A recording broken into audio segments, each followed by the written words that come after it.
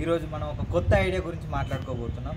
So అదే political ఫినాన్స్లో public funding system, private funding system గురించి మాట్లాడుకోబోతున్నాం. సో అసలు first what is political finance? అసలు పొలిటికల్ ఫినాన్స్ అంటే ఏంటి?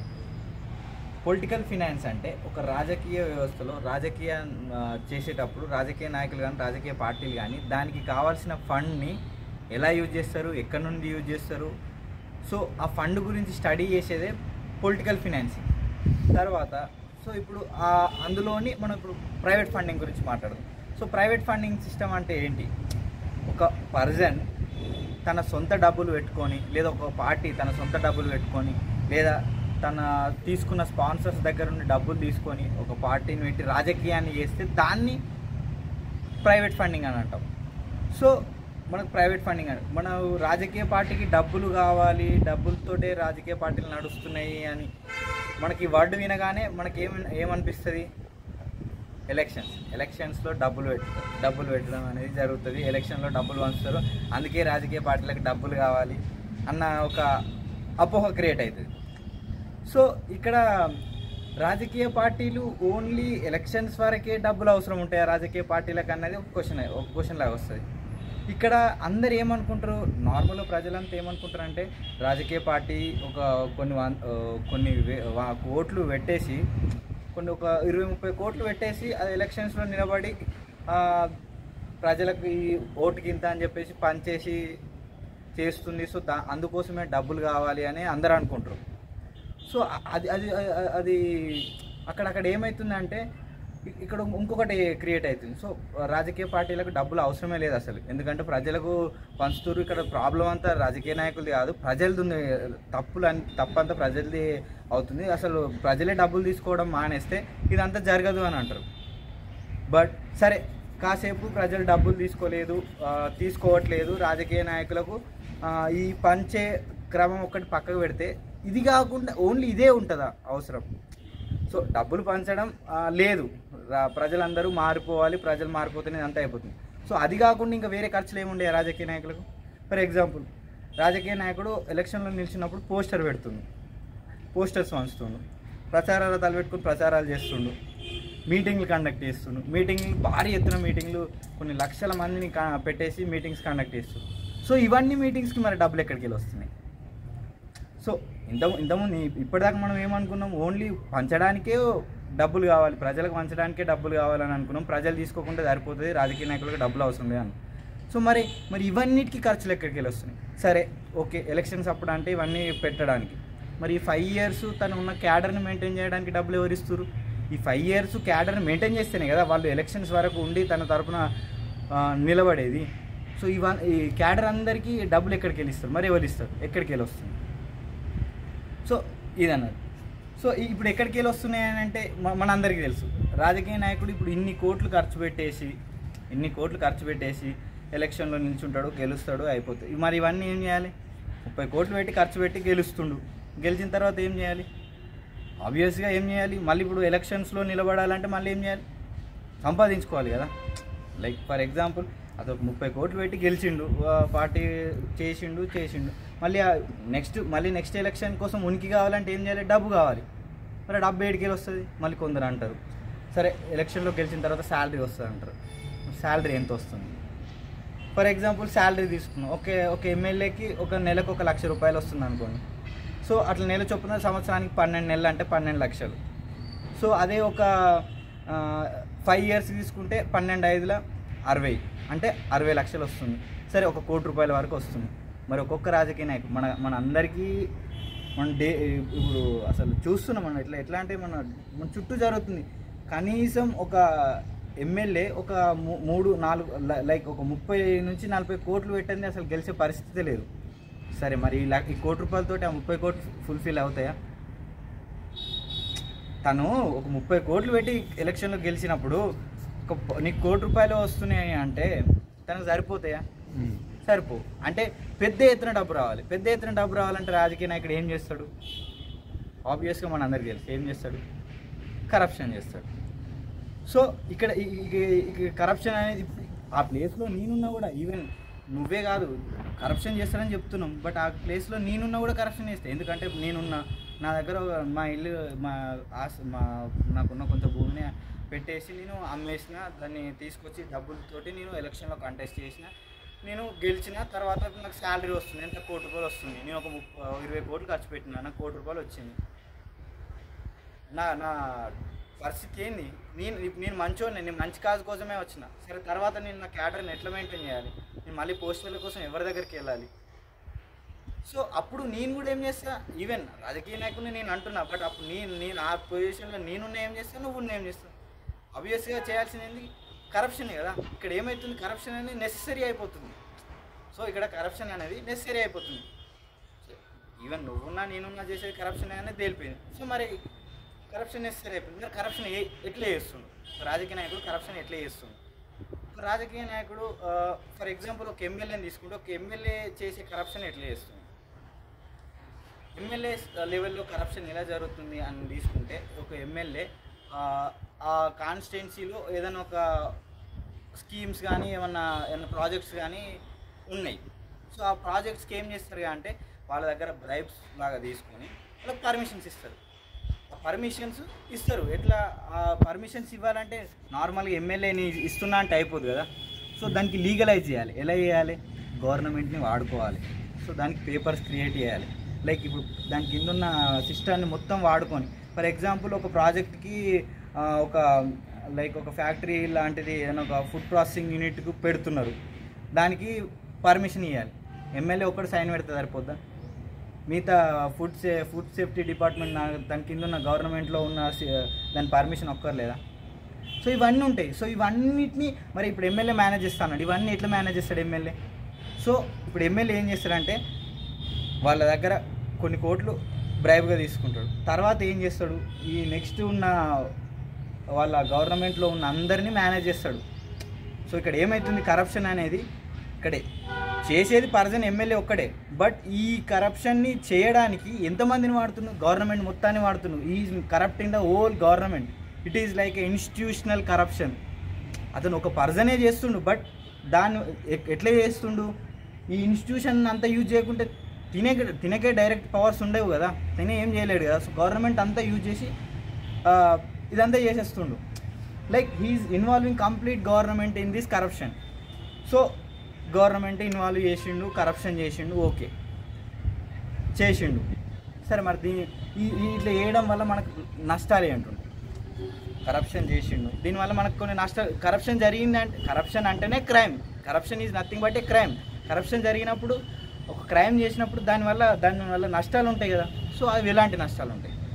ఫర్ ఎగ్జాంపుల్ అదే ఫ్యాక్టరీ తీసుకున్నాం, ఒక ఫుడ్ ప్రాసెసింగ్ యూనిట్కే పర్మిషన్ ఇచ్చిండు, పెట్టిండు. సో అందులో ప్రాసెస్ అయిన ఫుడ్ అనేది బయటకు వస్తుంది. దాన్ని కన్జ్యూమ్ చేసేది ఎవరు? ఆబ్వియస్లీ మనమే కదా. సో మనమే కన్జ్యూమ్ చేస్తున్నాం.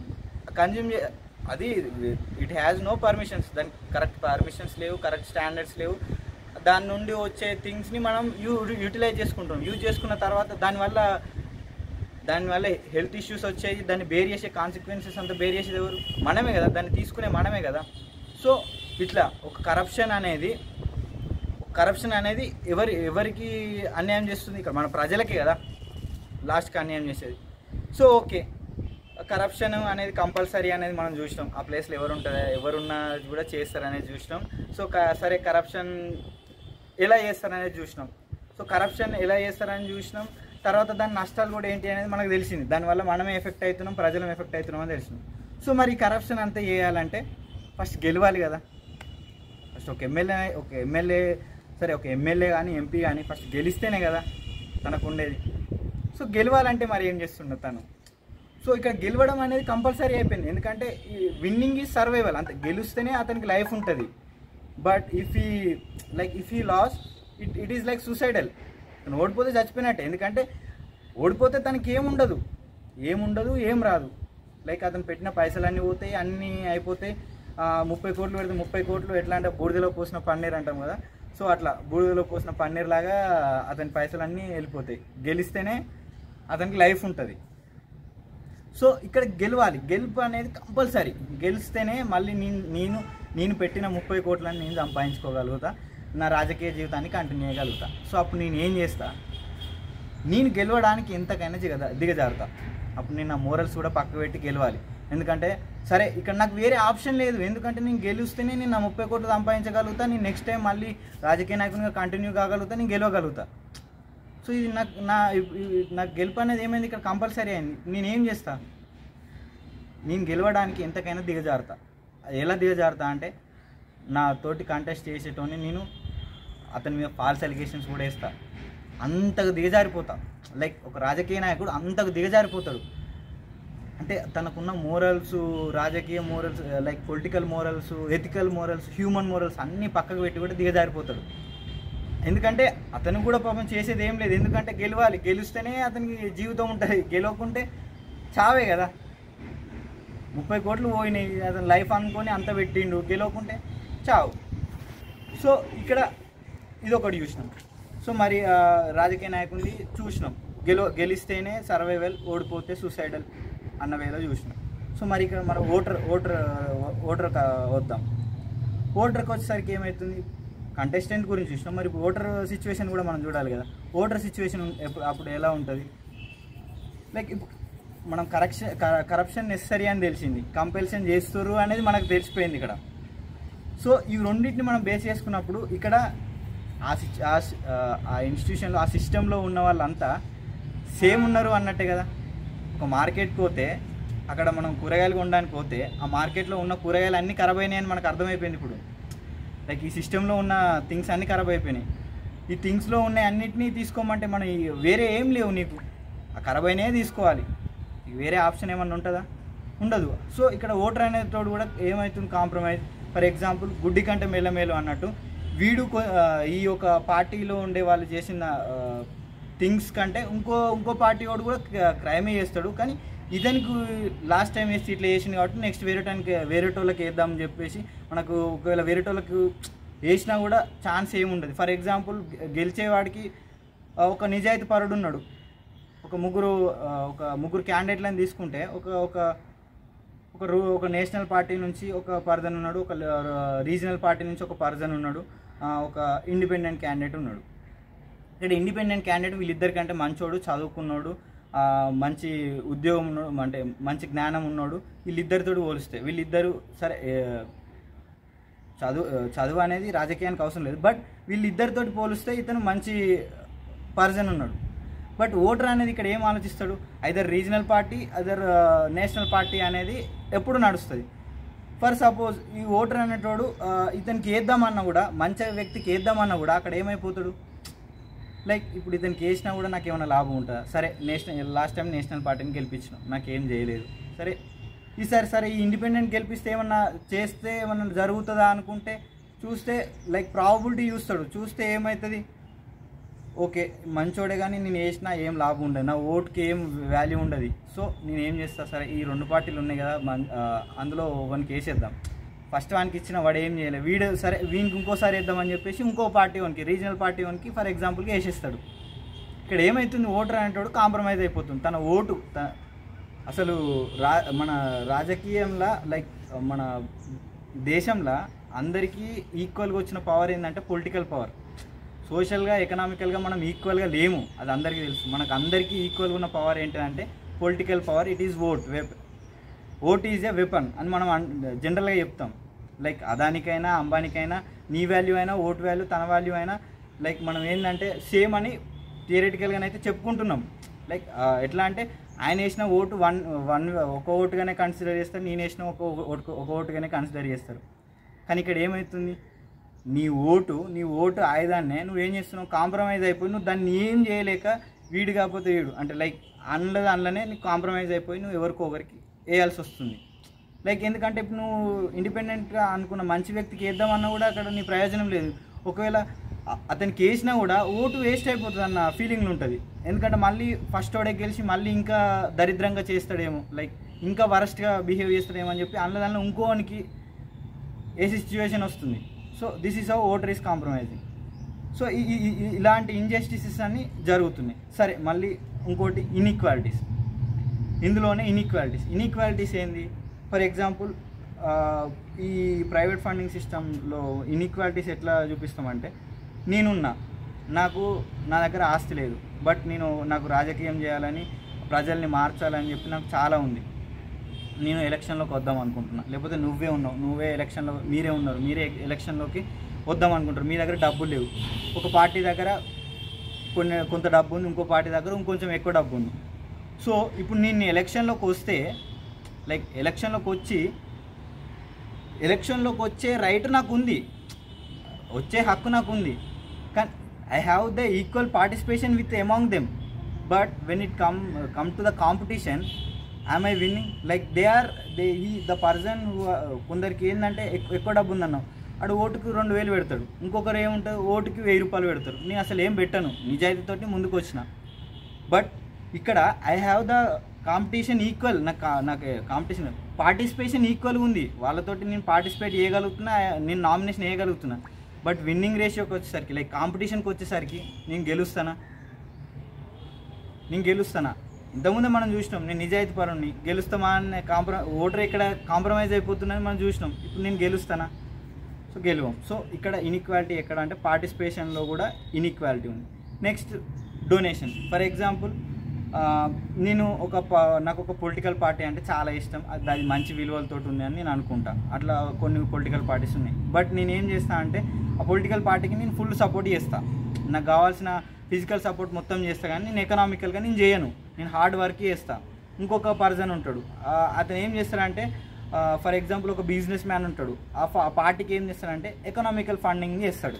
ఆ పార్టీకి ఎకనామికల్ ఫండింగ్ చేస్తాడు. నేను ఇప్పుడు ఏంటంటే నేను గ్రౌండ్లోకి వెళ్ళి వర్క్ చేస్తా, ఫిజికల్ వర్క్ చేస్తా, నేను అన్నీ చేస్తా, అతనేమో అన్నీ చేస్తాడు. ఆఫ్టర్ విన్నింగ్ అతను గెలిచిన తర్వాత ఏమైతే మా ఇద్దరికి ఒక ప్రాబ్లమ్స్ వస్తాయి. నేనేమో గ్రౌండ్ లెవెల్లో క్యాడర్ని నేను వెళ్ళి అక్కడ వర్క్ చేస్తున్నా,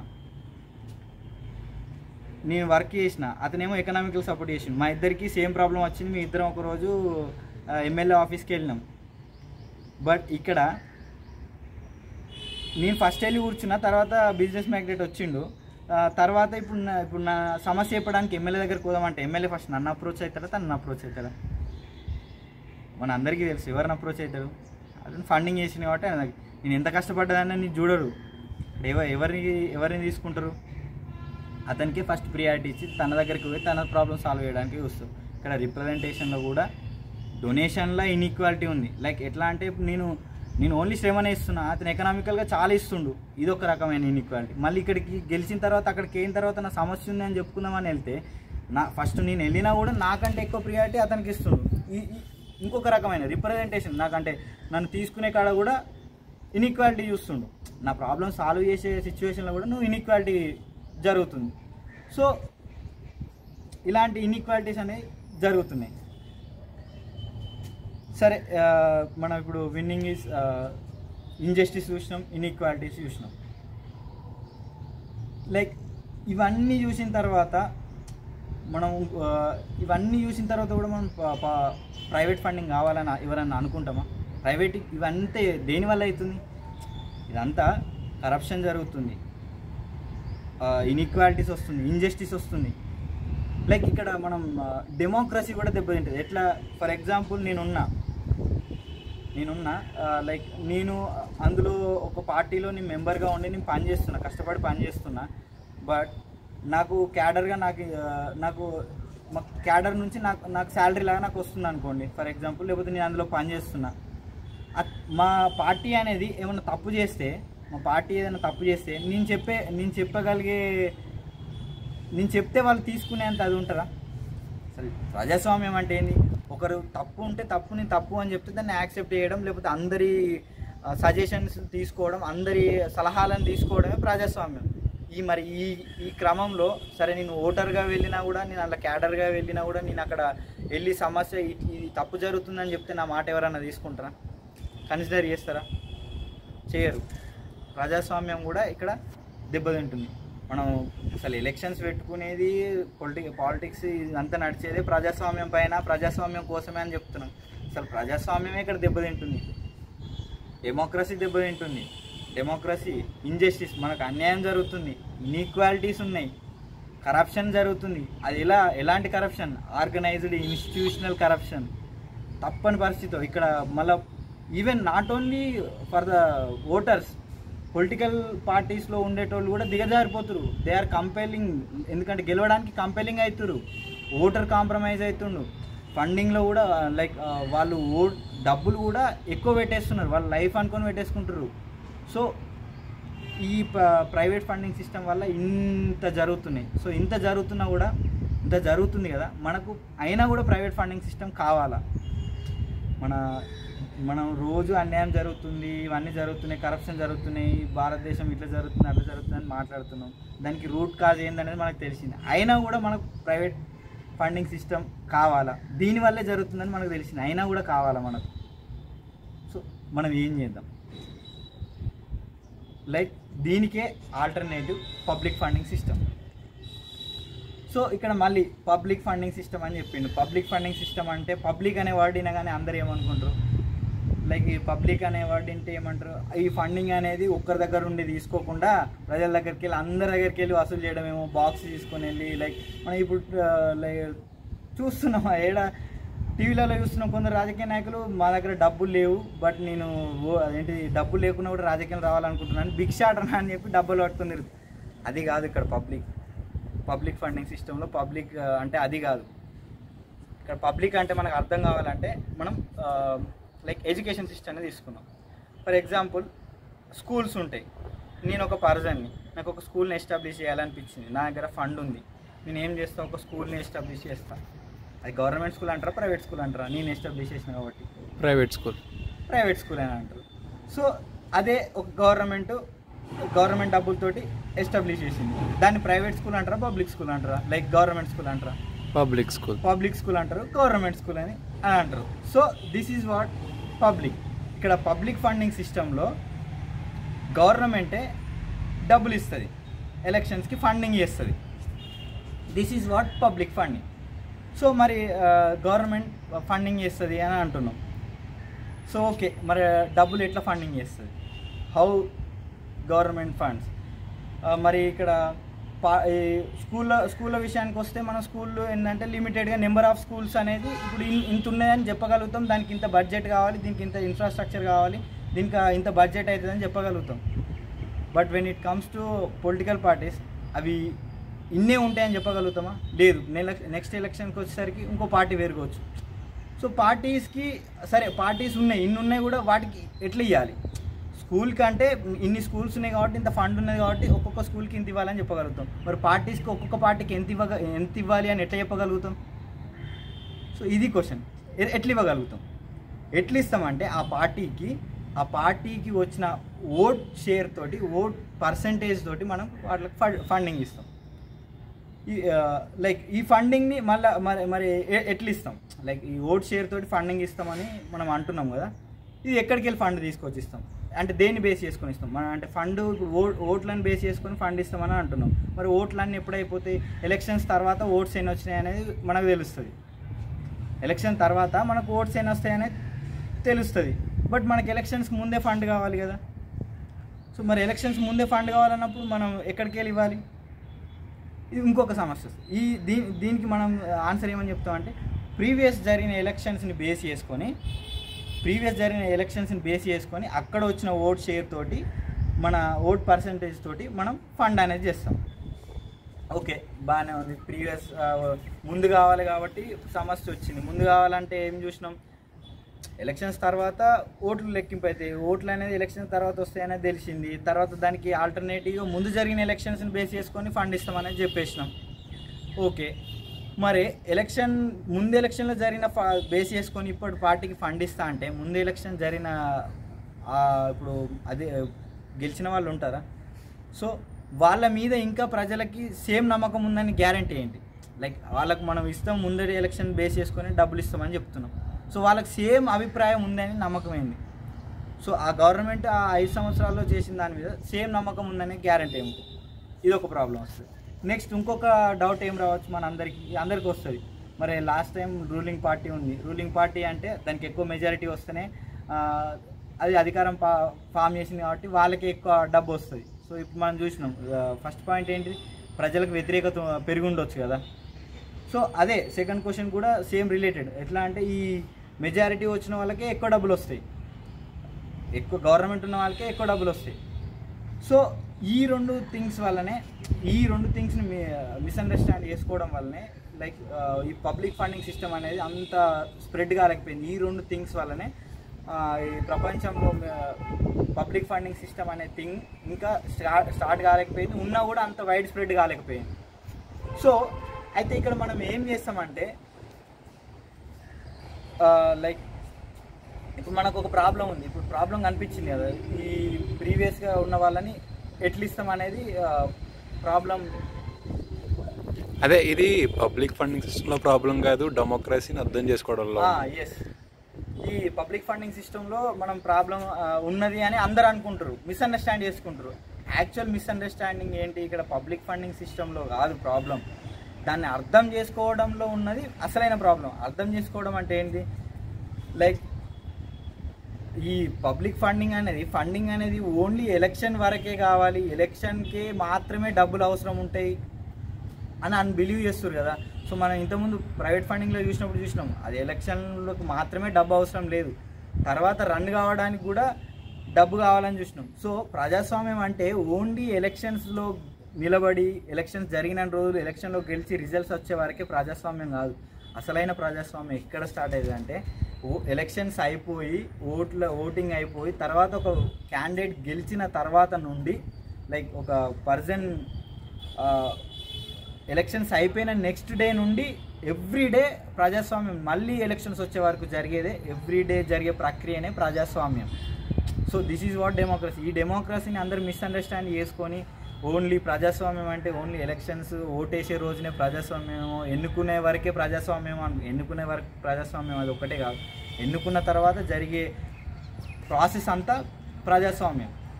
సో ఈ ఒక్క థింగ్ మిస్కన్సెప్షన్ వల్లనే ఈ పబ్లిక్ ఫండింగ్ సిస్టమ్ అనేది అయిపోయింది. సో మనం ఇప్పుడు ఏం చేస్తామంటే ఈ ఫండింగ్ అనేది ఎట్లా ఇస్తామంటే, సరే ఒక్కసారి ఇస్తే ఓన్లీ ఎలక్షన్స్కి ఇస్తే ప్రాబ్లం కదా, లైక్ ప్రాబ్లం అని అంటున్నాం. సో మనం ఏం చేస్తామంటే నెల శాలరీస్ లాగా ఇస్తాం, మంత్లీ శాలరీస్ లాగా ఇస్తాం. మంత్లీ శాలరీస్ లాగా ఎట్లా ఇస్తాం, సో ఫర్ ఎగ్జాంపుల్ ఒక పార్టీకి ఇంత, మనం ఇంతకుముందు చెప్పుకున్నట్టు ఒక పార్టీకి ఇంత పర్సెంటేజ్ వస్తే ఇంత డబ్బు ఇస్తాం, ఒక పార్టీకి ఇంకొక ఇంత పర్సెంటేజ్ వస్తే ఇంత డబ్బు ఇస్తాం. ఫర్ ఎగ్జాంపుల్ వీళ్ళకు 30% వస్తే ఒక 30 lakhs ఇస్తాం, వీళ్ళకి 40% వస్తే 40% ఇస్తాం. సో ఇక్కడ ఇట్లా ఇచ్చిన డబ్బుని వీళ్ళు ఏం చేస్తారంటే నెల మనం ఇచ్చిన డబ్బుని ఏం చేస్తారంటే వాళ్ళు క్యాడర్ని పెట్టుకొని వాళ్ళ క్యాడర్స్కి శాలరీస్ లాగా ఇస్తాం. ఆ అమౌంట్ కూడా మనం వాళ్ళకి చేతికి ఇచ్చేయం. 40% వచ్చిన ప్రజలు ఉంటారు కదా, 40% వచ్చిన పార్టీ ఉంటుందా, ఆ పార్టీ ఏం చేస్తుంది అంటే వాళ్ళ క్యాడర్ని చూపిస్తుంది.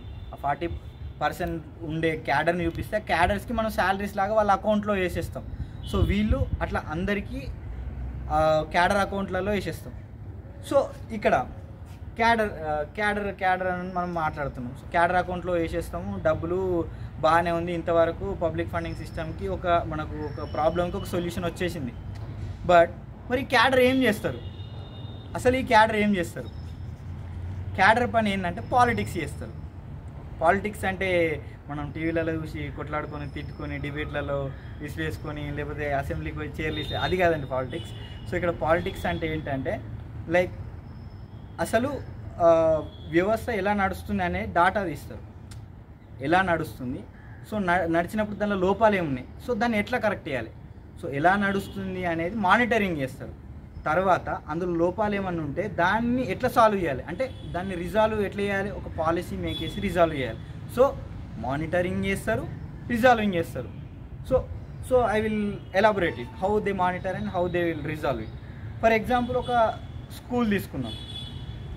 స్కూల్ తీసుకుంటే ఏమవుతుందంటే ఈ క్యాడర్ అనేటు ఏం చేస్తారంటే వాళ్ళ కాన్స్టిట్యున్సీలో ఒక 100 స్కూళ్ళు ఉన్నాయనుకోండి, ఫస్ట్ స్కూల్ డాటా తీసుకుంటారు. క్యాడర్ అంటే ఆయన ఏం చేస్తారు, ఒక పార్టీలో 20 మంది క్యాడర్లు ఉంటాయి, వాళ్ళకి 20% వస్తే 20 మంది క్యాడర్లు ఉంటాయి, అందులో ఒక్కొక్క క్యాడర్ ఒక్కొక్క దాని మీద పనిచేస్తారు.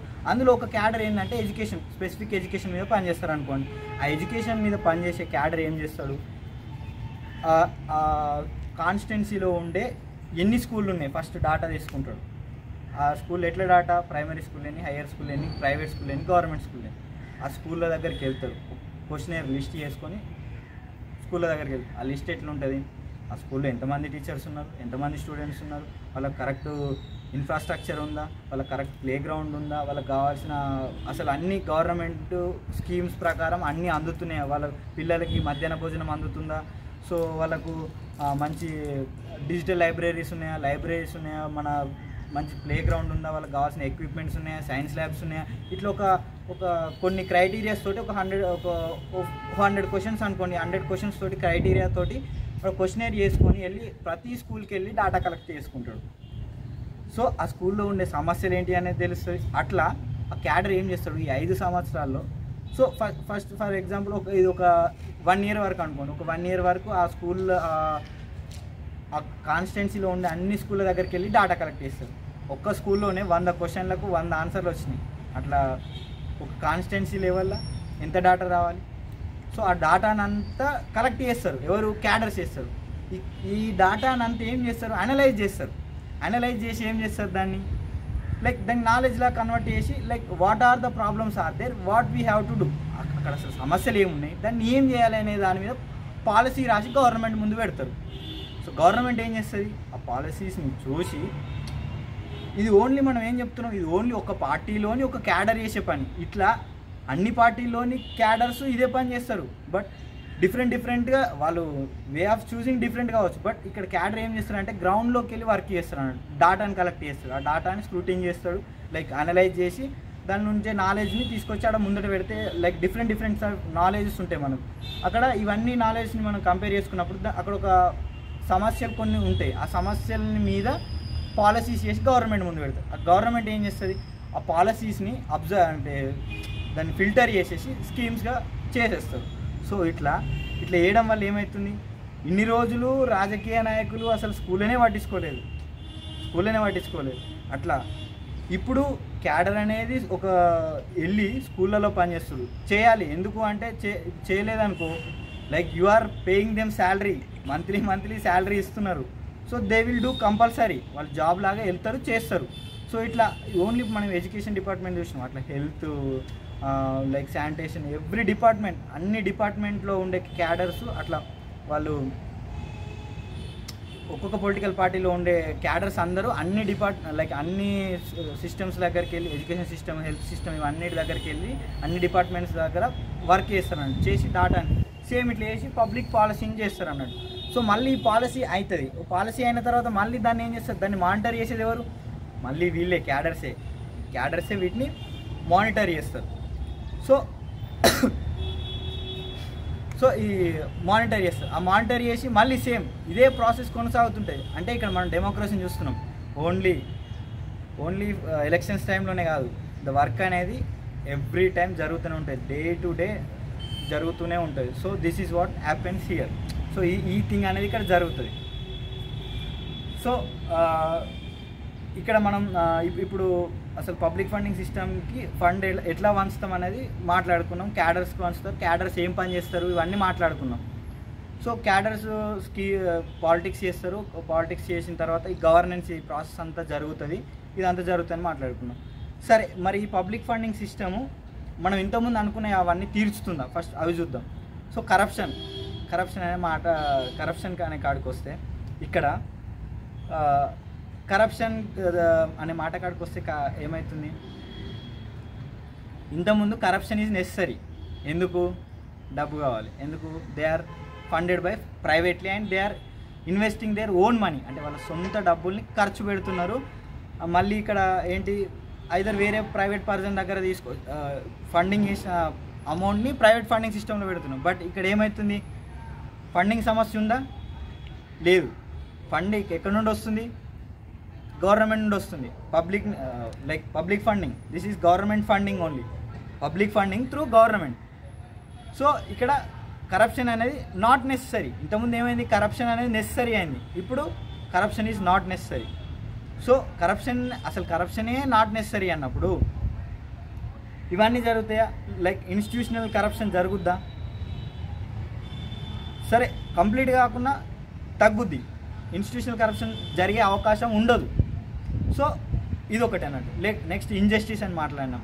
సో ఇక్కడికి వచ్చేసరికి సో ఇంజస్టిస్ అనే థింక్ వచ్చేసరికి ఇక్కడ అన్యాయం. సరే, ఇంతకుముందు ఏంటంటే winnowing is survival, like losing is death అని మాట్లాడినాం.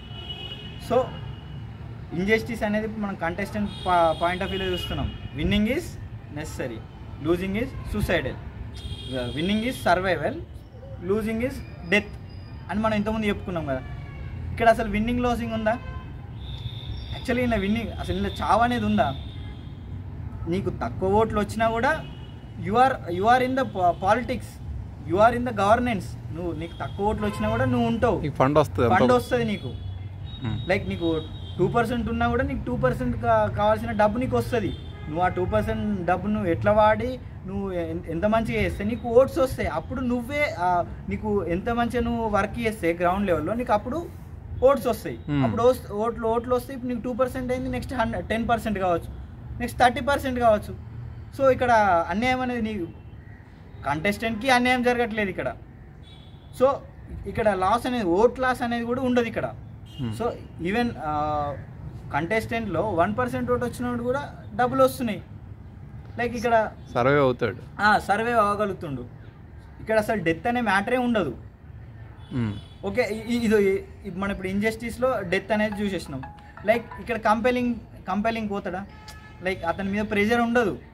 So how much he works అంటే ఆయన ఎంత పని చేస్తే జనాలు చూసి అంత ఓట్లు వేస్తారు, అంతే తప్ప ఒకరి మీద చాడీలు చెప్పి కంపల్సరీ గెలవాలన్న కంపల్షన్ అతని మీద ఉండదు. అతను ఏంటంటే వాళ్ళని తిట్టేసి ఈయన రెస్పెక్ట్ సెల్ఫ్ రెస్పెక్ట్ని ఓట్టుకొని దిగజారిపోయి కంపల్సరీ గెలవడానికి ఏదైనా చేయడానికి పోయే అవకాశాలు కూడా తగ్గుతాయి. So this is what happening with public funding. అంటే ఇది కూడా తగ్గుద్ది అన్నట్టు. నెక్స్ట్ ఓట్ కాంప్రమైజ్కి వస్తే మనం ఏమైనా కాంప్రమైజ్ అవుతున్నామా? మనం ఎవరికైనా వేయచ్చు, ఎవరినైనా రిప్రజెంట్ చేయొచ్చు. లైక్ ఎవరికైనా ఓటు వేయచ్చు, వేసిన ఓటు కూడా వేస్ట్ అవ్వదు.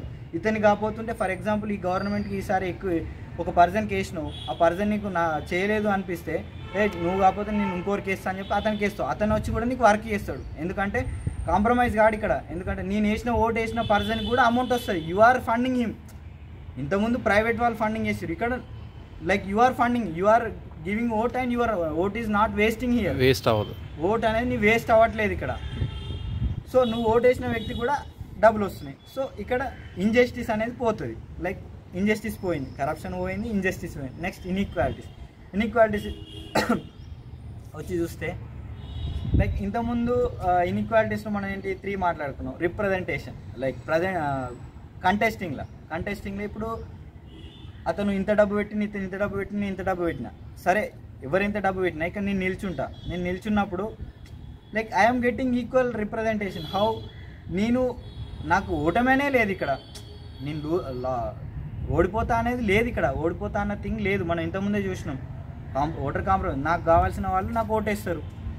Like I'm getting the fund. నా దగ్గర ఫండ్ లేకున్నా కూడా నేను ఇప్పుడు నిలబడగలుగుతున్నా. నాకేంటంటే పబ్లికే నాకు ఫండింగ్ చేస్తున్నారు, శాలరీ వస్తుంది. ఇప్పుడు నాకు వచ్చిన ఓట్స్ ప్రకారమే నాకు శాలరీ వస్తుంది. నేను ఆ శాలరీని యూజ్ చేసుకొని నా శాలరీని నేను పెంచుకోవచ్చు. ఇంకా నా క్యాడర్ని నేను పెంచుకోవచ్చు. నా ఓట్ షేర్ని కూడా అంటే నాకు వచ్చిన ఓట్స్ని కూడా నేను పెంచుకునే అవకాశం నాకు ఉంది. సో ఇక్కడ నాకు డబ్బులతోటి సమస్య లేదు. అంటే నాకు ఇక్కడ ఎకనామికల్ ఇంబ్యాలెన్స్ అనేది వాళ్ళతో ఇన్ఈక్వాలిటీ అనేది పోతుంది. సో నెక్స్ట్ ఇక్కడ ఫండింగ్ చేసేది ఎవరు? లైక్ అక్కడ అంటే ప్రైవేట్ ఫండింగ్ చేసేది, ఇక్కడ ఓన్లీ పబ్లికే కదా ఫండింగ్. సో ఇక్కడ every person has 1 vote and 1 value. ఒకరు ఒక ఓటేస్తున్నారు అంటే కొంత డబ్బు ఇస్తున్నట్టే. అంటే ఇక్కడ ఓట్ల వల్లనే డబ్బులు వస్తున్నాయి. అంటే ఒక ఓటు వేస్తున్నావు అంటే ఒక వాల్యూతో డబ్బులు వస్తున్నాయి నీకు.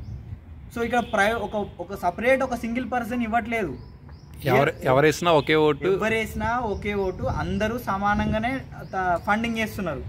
సో ఇది అన్నట్టు ఇక్కడ లైక్ ఫండింగ్లో కూడా డొనేషన్లో కూడా ఇన్ఈక్వాలిటీ ఉండదు. అంబానీ ఒక బిజినెస్ మ్యాన్ ఇంత డబ్బు ఇచ్చిర్రు, నేను ఇంత తక్కువ ఇవ్వలేకపోయినా, ఈ థింగ్ కూడా ఉండదు. ఎందుకు అని అంటే ఇక్కడ అందరి ఓట్ వాల్యూవే ఇక్కడ ఎకనామిక్ వాల్యూ. ఒక ఓటు వేసినావు అంటే నువ్వే ఫండింగ్ చేస్తున్నట్టు.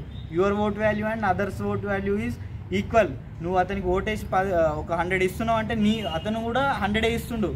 సో ఇక్కడ ఓటు డొనేషన్స్ కూడా ఫండింగ్ కూడా ఈక్వల్ అయింది. సో ఈ యొక్క ఇన్ఈక్వాలిటీ కూడా పోతుంది. Next representation. ఫర్ ఎగ్జాంపుల్ మన ఇద్దరికి సమస్య ఉండి ఇంతకుముందు దాంట్లో మనం చూసినాం ఒక బిజినెస్ మ్యాగ్నెట్ వెళ్ళిండు, నేను వెళ్ళినా. సో అప్పుడు ఏం చేసారు, ఒక బిజినెస్ మ్యాగ్నెట్నే ఫస్ట్ అప్రోచ్ అయ్యారు. బట్ ఈసారి నెక్స్ట్ టైం బిజినెస్ మ్యాగ్నెట్ని అట్లా అప్రోచ్ అవుతాడా? ఈవెన్ దో ఒకవేళ అయినా కూడా నేను ఊరుకుంటానా, నేను ఫండింగ్ చేస్తానా? లైక్ బిజినెస్ మ్యాగ్నెట్ ఫండింగ్ నా ఫండింగ్ సేమే కదా. ఇక్కడ ఇంతకుముందు అంటే మనం ఫండింగ్ సేమ్ అని చూసినాం. మా ఇద్దరి ఎకనామికల్ వాల్యూ, ఇద్దరు ఫండింగ్ వాల్యూ సేమ్. ఇక్కడ నన్ను కాదని చెప్పేసి తనను లోపలికి రానిస్తాడా? అట్లా రానిస్తే ఎవరికి మళ్ళీ ఎఫెక్ట్? సో ఈ ఇన్ఈక్వాలిటీ అనేది పోతుంది. సో లైక్ మనం ఇప్పుడు కరప్షన్ వేయింది, ఇన్జస్టిస్ వేయింది, ఇన్ఈక్వాలిటీ వేయింది. అండ్ డెమోక్రసీ, ఇక్కడ డెమోక్రసీ కూడా బిల్డ్ అవుతుంది. ఎట్లా అంటే ఇక్కడ ఓట్ వేస్టేజ్ ఉండదు. లైక్ హౌ మనం చూసినాం, ఈవెన్ 10% ఓట్ వచ్చినా 1% ఓట్ షేర్ వచ్చినా కూడా 1%కి నీకు ఫండింగ్ వస్తుంది. సో ఇక్కడ every person vote is calculated. Here the democracy is alive. ఎందుకంటే అక్కడ మెజారిటేరియన్, దానిలో పబ్లిక్ ఫండింగ్లో చూస్తే ఇట్ ఈస్ లైక్ మెజారిటేరియన్, అంటే ఎక్కువ వచ్చిన వాళ్ళే వాళ్ళు ఉంటుంది. మిగతా వాళ్ళ ఇప్పుడు ఒకరికి 49 ఓట్లు వచ్చి ఒకరికి 51 ఓట్లు వస్తే 51 ఓట్లు వచ్చిన వాళ్ళే అది. ఇక్కడ ఈ ఫండింగ్ సిస్టంలో ఏమవుతుంది, even you got 1% vote also you are getting funding and your vote is calculated. మనం మెయిన్గా చూడాల్సింది ఏంటి, యువర్ ఓట్ ఈస్ క్యాలిక్యులేట్. అక్కడ 49 మంది ఓట్లు వేస్ట్ అయినాయి అంటే సరే, అంటే వాళ్ళు వ్యతిరేకత చూపించారు, అయినా కూడా వాటికి వాల్యూ లేకుండా పోయింది. ఇక్కడ నీ ఓటుకు నీ ఎవ్రీ వన్ ఈజ్ ఈక్వల్. ఇక్కడ నీ డెమోక్రటిక్గా ఉంటుంది అన్నట్టు ఈ ఇందులో. సో ఓనర్షిప్ మీద. సో ఇక్కడ ఓనర్స్. సో ఇంతకుముందు అంటే మనం చూసినాం, ఇంతకుముందు ఓనర్స్ ప్రైవేట్ ఫండింగ్ సిస్టంలో ఓనర్స్ ఎవరు? అయితే వాళ్ళ సొంత డబ్బులు పెట్టుకుంటే పొలిటికల్ పార్టీ వాళ్ళే ఓనర్స్ అయ్యారు, లేదా ప్రైవేట్ వాళ్ళు ఎవరైనా డబ్బులు ఇస్తే వాళ్ళు ఓనర్స్ అయ్యారు. ఇక్కడ ప్రజలందరూ ఓనర్సే, because we are funding them, we are funding by our votes. ఇక్కడ మనమే ఓనర్స్. నువ్వు నచ్చకపోతే నేను వేరేటోళ్ళకి ఇస్తాను, నేను వేరేటోళ్ళకి ఫండింగ్ చేసేస్తా. I am the owner, I have the right. For example, నువ్వు ఒకరిని ఇంట్లో నువ్వు ఒక షాప్ నడిపిస్తున్నావు, షాప్లో రన్ చేయడానికి ఒక పర్సన్ని పెట్టుకున్నావు. ఆయన ఏమంటుండు, సార్ నేను డబ్బులు తీసుకోను, నేను షాప్లో పని చేస్తా అని చెప్పి వచ్చి పని చేస్తుండు. లైక్ ప్రైవేట్ ఫండింగ్ సిస్టమ్ అలాగే కదా, సార్ మీరు నాకు డబ్బులు ఇవ్వకండి అయ్యా, నేను మీ రాజకీయ నాయకుడిని, నేనే మీకు ఇచ్చేసింది అంటే లైక్ నేనే మీకు వచ్చి వర్క్ చేస్తా అని అంటుండు ప్రైవేట్ ఫండింగ్ సిస్టంలో. ఇక్కడ నేనే పని చేస్తా అని వచ్చిండు, పని చేస్తుండు, కానీ రోజు ఏం చేస్తుండే అంటే నీ దగ్గరికి వెళ్ళి తీసుకొని పోతుండు, అదే షాప్లో ఉన్న సామాన్లు అన్నీ కొంటూ పోతుండు. షాప్ని నడిపిస్తుండు, is running shop and is taking money like things from that shop. ఆయన రోజు వస్తుండు, నేను వస్తా మీ షాప్లో పని చేస్తా, మీ షాప్ని నేను చూసుకుంటా అన్నాడు, వచ్చిండు పని చేస్తుండు, శాలరీ తీసుకుంటలేని షాప్లో డబ్బులన్నీ సామాన్లన్నీ తీసుకెళ్ళిపోతుండు. నువ్వు శాలరీ తీసుకున్నంత మాత్రాన నా షాప్లో అన్నీ తీసుకెళ్ళిపోతా అంటే నువ్వు ఊరుకుంటావా? శాలరీ ఇచ్చి నువ్వు అరే బాబు నువ్వు ఏం చేయకు, నేను శాలరీ ఇస్తా, నీ పని నువ్వు చెయ్యి, నువ్వేం సామాన్లు అన్నీ కొంటపోకు అని అంటాం. So that is what happens in here we are the owners. అక్కడ వాడేందంటే వాడే ఓనర్ లాగా అన్ని తీసుకెళ్ళిపోయిండు. లైక్ ఇక్కడ మనం ఏంటంటే I am the person funding. ఇప్పుడు నేను నీకు ఫండింగ్ చేస్తున్నా అంటే, నేను ఓటర్గా నేను నీకు ఫండింగ్ చేస్తున్నా, అప్పుడు నువ్వేం చేస్తావు, చెప్పినట్టు వింటావు, నువ్వు కాకపోతే నువ్వు వేరేటోని పెట్టుకుంటా. So here when we compare to private funding and public funding, this is the difference. Here the people are the owners. ఫ్రీగా వర్క్ చేసిన దానికి, డబ్బులు తీసుకొని వర్క్ చేసిన దానికి తేడా ఉంటుంది. మళ్ళీ ఇక్కడ ఎలాంటి ఈక్వాలిటీ, సమానమైన ఈక్వాలిటీ, ఎట్లా ఇన్ఈక్వాలిటీ ఉండదు. నా ఓట్ వాల్యూకి ఇతని ఓట్ వాల్యూకి ఉండదు. So I am the owner who giving money to him. Okay, next ownership అయిపోయింది. లైక్ మళ్ళీ ఇప్పుడు ఇంకొక అపోహ ఉంటుంది, మరి ఎట్లా అంటే కరప్షన్, మరి ఇంత జరిగినా కూడా కరప్షన్ జరగదని మీరు గ్యారంటీ ఇస్తారా?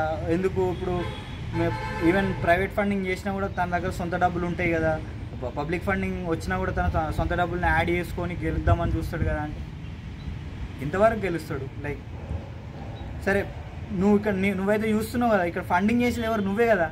నీ ఓటుతోటి నువ్వే కదా ఎక్స్ప్రెస్ చేసేది. లైక్ నీ ఓటుతోటి నువ్వే ఎక్స్ప్రెస్ చేస్తున్నావు. సో అక్కడ నువ్వు చూస్తున్నావు కాబట్టి నువ్వేం చేస్తావు, నీ ఓటు వేరే వాళ్ళకి వేస్తున్నావు అంటే అక్కడ ఏమవుతుంది? నీకు అర్థమైపోయింది అక్కడ, నువ్వు అతనికి సపోర్ట్ చేయడం, నువ్వు అతనికి ఇచ్చే థింగ్ అంతా ఇక్కడ చేసేస్తున్నావు. అప్పుడు అక్కడ అతను ఎన్ని పెట్టినా కూడా నువ్వు వేయాలనుకున్న వాళ్ళకి వేస్తే వాళ్ళు గెలుస్తారు కదా. లైక్ గెలవడం ఇన్ ద సెన్స్ ఇక్కడ అతనికి నువ్వు ఫండింగ్ చేస్తున్నావు కదా. ఓనర్షిప్ వచ్చాక ఇంక ఇవన్నీ నడవవు, ఇవన్నీ నడవవు. లైక్ అదే ఒక ఓటర్కి ఒక ఓనర్షిప్ వచ్చిన తర్వాత ఇవన్నీ ఎందుకు నడుస్తాయి? నడవవు. నేను ఇతనికి ఇస్తున్నా. దీని గురించి మళ్ళీ ఒక ఎగ్జాంపుల్ తీసుకుంటే, ఫర్ ఎగ్జాంపుల్ ఇంతకుముందు దాంట్లో ఎక్కువ పెట్టేసి ఎక్కువ గెలిస్తే గవర్నమెంట్ ఫామ్ చేయొచ్చు, ఎక్కువ సంపాదించుకోవచ్చు కంపల్సరీ కాబట్టి అవన్నీ చేసిండు. ఇక్కడ లేదు కదా. నేను కావాలి ఇంతకుముందు నాకు నా ఓటు వేస్ట్ అవుతుంది అని చెప్పేసి కాంప్రమైజ్ అయిపోయి వేసిన సిచ్యువేషన్ ఉంది.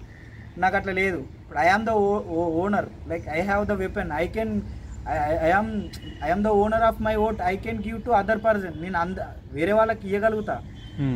సో ఇచ్చి నేను అది చేయగలుగుతా. కరప్షన్ చేసినా కూడా ఇక లాభం ఉండదు, కరప్షన్ కూడా అసలు నెగ్లిజిబుల్ అయిపోతుంది. So this is what happens.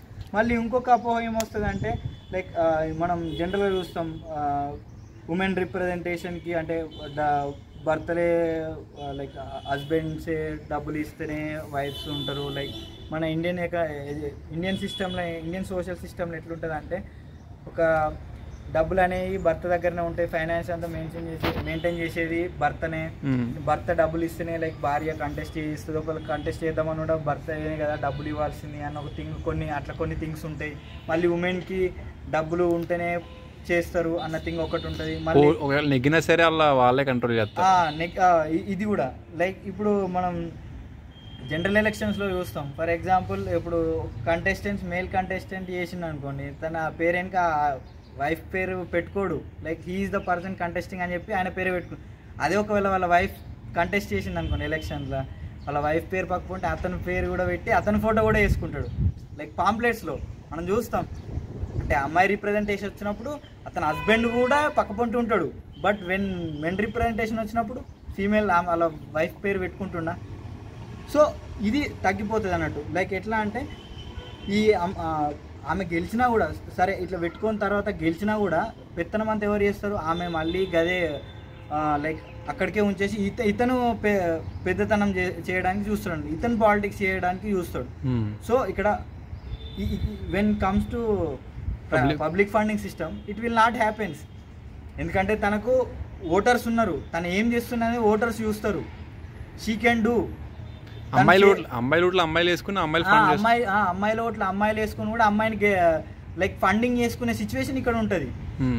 అమ్మాయిలకి అమ్మాయిల ఓట్లు వేసుకొని కూడా ఫండింగ్ చేసుకునే సిచ్యువేషన్ ఇక్కడ ఉంటుంది. మళ్ళీ లైక్ ఇఫ్ యూ సీ మనం కాస్ట్ పాలిటిక్స్, బహుజన్ పాలిటిక్స్ ఇవన్నీ చూస్తున్నాం. సో వాళ్ళు ఏమంటారు, మనం లైక్ బహుజన్స్ వీఆర్ మోర్, మేము మన బహుజనము ఎక్కువ ఉన్నాము. బట్ ఎక్కువ ఉన్నా కూడా మనం ఎందుకు ఎలక్షన్స్లో నిలబడలేకపోతున్నాం, గెలవలేకపోతున్నాం అంటే, అరే మన దగ్గర డబ్బు లేదు. సరే మనం చూస్తే బహుజన్లే ఎక్కువ ఉంటారు. లైక్ బీసీ, ఎస్సీ, ఎస్టీ, ఓసీలే ఎక్కువ ఉంటారు. వాళ్ళు ఉన్నా కూడా వాళ్ళు ఎలక్షన్స్లో కంటెస్ట్ చేయలేకపోతారు, గెలవలేకపోతారు. ఎందుకు గెలవలేకపోతున్నారు అన్న క్వశ్చన్ వస్తే వాళ్ళు చెప్పే ఆన్సర్ ఏంటంటే, మన దగ్గర డబ్బు లేదు, వాళ్ళ దగ్గర డబ్బు ఉంది, సో అందుకే మనం గెలవలేకపోతున్నాం అనేది ఒక థింగ్ చెప్తారు. So when it comes to public funding system, డబ్బులు అవసరం ఉన్నాయా మనకి? ఇప్పుడు డబ్బులన్నీ గవర్నమెంట్ నుంచి వస్తాయి, గవర్నమెంట్ నుండే వస్తాయి. ప్రజలే, people are the owners, we are the owners. Like every voter is the owner. అతనే ఫండింగ్ చేస్తాడు. బహుజనులు అంతా అందరు కలిసి ఓట్లు వేసుకుంటే ఫండింగ్ ఎవరు చేస్తారు? గవర్నమెంట్ చేస్తుంది. అంటే మనమే ఫండింగ్ చేస్తున్నాం కదా ఇక్కడ. సో ఇక్కడ సమస్య ఉండదు. సో లైక్ మనం ఇప్పుడు చూసినాం పబ్లిక్ ఫండింగ్ సిస్టమ్కి, ప్రైవేట్ ఫండింగ్ సిస్టమ్కి డిఫరెన్స్ ఏంటని చూసినాం. లైక్ కరప్షన్ రిలేటెడ్ చూసినాం, ఇంజస్టిస్, ఇన్ఈక్వాలిటీ ఇవన్నీ పోగొట్టేసినాం. లైక్ మళ్ళీ పెట్టినా కూడా అపోహలు కొన్ని ఏంటంటే, పెట్టినా కూడా కరప్షన్ జరుగుతుందా అంటే, కరప్షన్ జరిగినా ఏ లెవెల్లో జరుగుతుంది, అసలు జరుగుతుందా, నెగ్లిజిబుల్ ఏమవుతుంది అనేది చూసినాం. స్కోప్. సో అసలు ఈ పబ్లిక్ ఫండింగ్ సిస్టాన్ని మనం పెట్టుకోవడం వల్ల మనకు స్కోప్, లాభం ఏంది? లైక్ ఇంతవరకు మనం చేంజ్ని తీసుకురాగలుగుతాం. ఫర్ ఎగ్జాంపుల్ మనం ఫస్ట్ మాట్లాడుకున్నట్టు ఒక క్యాడర్ వెళ్ళి వర్క్ చేస్తాడు. ఫర్ ఎగ్జాంపుల్ ఒక రోడ్ తీసుకున్నాం, ఒక రోడ్ మీద ఒక క్యాడర్ పనిచేస్తుండు. ఆ క్యాడర్ ఏం చేస్తాడు, గ్రౌండ్ లెవెల్కి వెళ్ళి మొత్తం ఆ ఊర్లో ఉండే ఒక వార్డు తీసుకుని, ఒక వార్డులో ఉన్న సమస్యల గురించి క్యాడర్ పనిచేసి అక్కడ రోడ్లు వేయించింది అనుకోండి, ఆ వార్డులో ఉన్న ఒక 100-150 మంది బాగుపడ్డట్టే కదా. సో అదే క్యాడరు ఒక విలేజ్ లెవెల్లో చేసిండు. ఆ విలేజ్ మొత్తానికి క్యాడర్ పనిచేసి, మనం ఇక్కడ చూసినాం క్యాడర్ పనిచేస్తున్నాం చూసినాం, అట్లనే ఈ విలేజ్ లెవెల్లో మొత్తం పనిచేసి సమస్యను తీసుకెళ్ళి ఆ విలేజ్ మొత్తం రోడ్లు వేపించారు. అప్పుడు ఏమైంది, ఆ విలేజ్లో ఉండే ఒక 5-6 వేల మంది బాగుపడ్డట్టే కదా. రోడ్లు వేసిర్రు అంటే డెవలప్మెంట్ జరుగుతున్నట్టే, అక్కడ బాగుపడ్డట్టే కదా. అట్లనే ఒక రాష్ట్రానికి చూసుకోండి, ఒక రాష్ట్రానికి వెళ్తే, ఒక రాష్ట్రం ఒక డిస్టిక్కి వెళ్తే, ఒక డిస్టిక్ లెవెల్లో వేస్తే ఎంతమంది బాగుపడాలి, అట్లా ఒక స్టేట్ లెవెల్లోకి వస్తే ఎంతమంది బాగుపడాలి, కొన్ని కోట్ల మంది బాగుపడతారు. ఒక స్టేట్ లెవెల్, ఒక డిస్టిక్ లెవెల్లో చూస్తే ఒక 10 లక్షల మంది బాగుపడతారు. ఒక స్టేట్ లెవెల్కి వస్తే ఒక 2-3 కోట్ల మంది, 3-4 కోట్ల మందే బాగుపడతారు ఆ రోడ్స్ వేస్తే. అదే నేషనల్ లెవెల్లో రోడ్స్ వేస్తే లైక్ ఎంతమంది బాగుపడాలి, భారతదేశంలో ఉన్న 150 కోట్ల మంది బాగుపడతారు. సో ఇది నాట్ ఓన్లీ నేను ఇది తీసుకున్నది ఓన్లీ రోడ్సే తీసుకుని చెప్పిన, అట్లా ఎవ్రీ డిపార్ట్మెంట్లో పనిచేస్తే, అట్లా ఈ క్యాడర్స్ అందరూ ఎవ్రీ డిపార్ట్మెంట్లో పనిచేసిన తర్వాత ఏమవుతుంది, అన్ని డిపార్ట్మెంట్స్లోనూ అందరూ బాగుపడతారు, from ward level to India level. ఇలాంటి ఇంత పెద్ద చేంజ్ని మనం తీసుకురాగలుగుతాం. So this is what public funding system is. Great. So ఇది పవన్ లైక్ 50 minutes వీడియో చేసాం ప్రెజెంటేషన్, అండ్ దీంతోనే ఈ 150 కోట్లు అంటే ఎంతమంది బ్రో, అంతమంది బాగుపడతారు. ఆ రోజు వస్తుంది, ఆ రోజు వరకు ఎదురు చూద్దాం. బాయ్.